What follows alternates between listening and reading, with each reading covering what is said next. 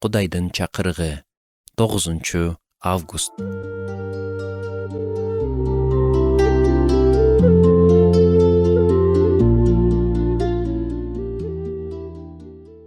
Эгер вилка алтындан жасалган болсо, аны ашкана күмүшү деп эсептешеби? Эгер оор нерсени сууга салсаң, сөзсүз чөгөрүн билсек, же сууга салган кант сөзсүз ээри турганын билсек, ал жөнүндө сүйлөшүп не керек? Эгер дүйнө сахна болсо, анда көрүүчү кайда турат?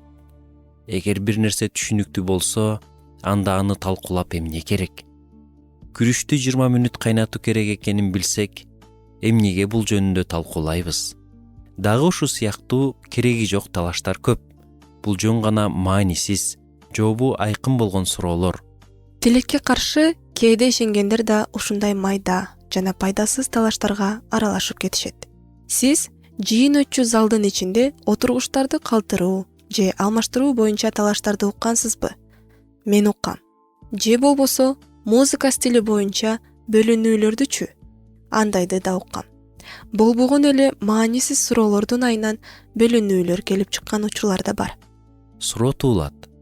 Кудай эли мындай жагдайлардан кантип кача алат? Жооп: өзүн кармоо жана ашыкча талаштардан качуу. Бул эмнени билдирет? Биз көбүнчө өзүн кармоо дегенди ичимдик, тамак же сексуалдык күнөөлөргө карата колдонобуз. Бирок бул принцип биздин сүйлөшүүлөргө да тиешелүү. Өзгөчө пайдасыз жана түшүнүксүз талаштарга.